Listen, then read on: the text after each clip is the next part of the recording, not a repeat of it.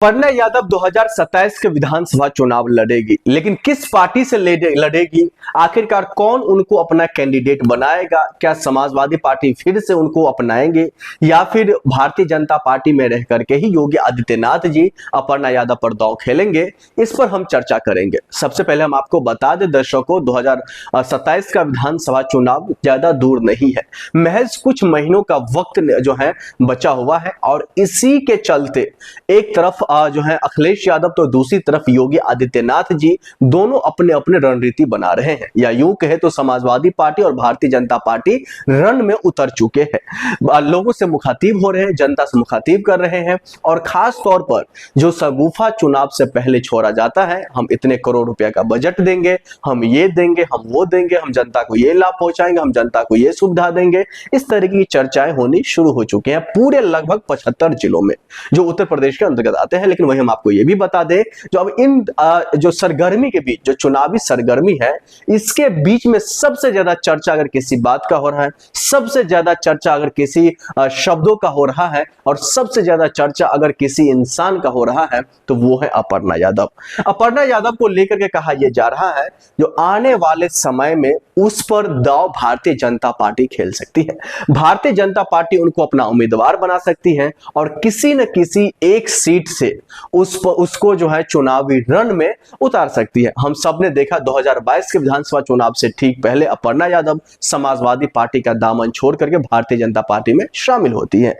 उसके बाद अंदेशा और अंदाजा ये लगाया जाता था जो इसको कहीं न कहीं किसी न किसी सीट से उम्मीदवार बनाई जा सकती है। लेकिन फिर चुनावों का तारीख नजदीक आए, कैंडिडेट के नाम घोषित हुआ, लेकिन उस कैंडिडेट के नाम के लिस्ट में अपर्णा यादव का नाम गायब रहता है।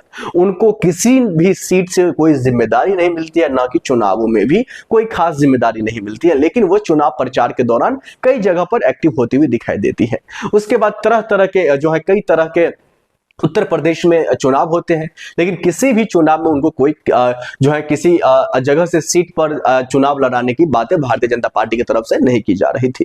लेकिन जब इन तमाम सवालों को लेकर के मीडिया से मुखातिब हुई थी अपर्णा यादव, उनसे पूछा गया था आपको किसी भी तरीके का कोई जिम्मेदारी नहीं मिल पा रहा है, क्या वाकई में आप निस्वार्थ भाव से आप आई थी? तो उनका साफ साफ जवाब था, मैं पार्टी में किसी पद के लालच से नहीं आई हूं, मुझे सिर्फ भारतीय जनता पार्टी का जो थिंकिंग है, जो भारतीय जनता पार्टी का जो सोच है, मैं उससे प्रभावित हो करके जो है भारतीय जनता पार्टी में शामिल हुई हूं। और अंदेशा और अंदाजा ये लगाया जा रहा है जो उसी वक्त से कहीं ना कहीं प्रतीक यादव और अपर्णा यादव के बीच में दर्शकों सब कुछ ठीक नहीं चल रहा था।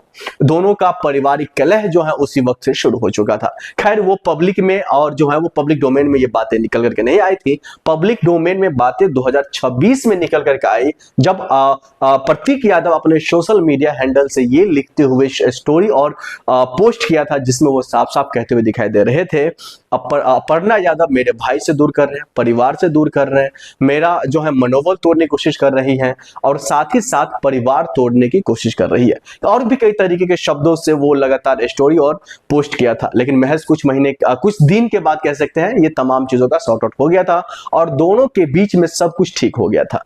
लेकिन अब जो है कुछ दिन के बाद मौत की खबर आ जाती है सुबह सुबह, जो अब इस दुनिया में प्रतीक यादव नहीं रहे। लेकिन सवाल ये खड़ा हो रहा है जो इन तमाम चीजों को लेकर क्या भारतीय जनता पार्टी दांव खेलेंगे, क्या इमोशनली जनता से कनेक्ट करेंगे, ये खैर आने वाले वक्त में ही पता चलेगा। लेकिन जो जानकार है वो लगातार ये कहने की कोशिश कर रहे हैं जो इस बार भी हो सकता है अपर्णा यादव पर भारतीय जनता पार्टी दांव नहीं खेल सकती है। खैर ये तो आने वाले वक्त में ही पता चलेगा, महज कुछ महीना बाकी है। अब देखना ये होगा जो क्या भारतीय जनता पार्टी जो है अपर्णा यादव पर क्या कुछ दांव खेलेंगे, क्या उनको किसी एक सीट से चुनाव लड़ाएंगे और चुनाव लड़ाएंगे तो क्या समाजवादी पार्टी के खिलाफ या कांग्रेस के खिलाफ, ये भी अहम सवाल है। आप देख रहे थे फॉरएवर न्यूज़। नमस्कार।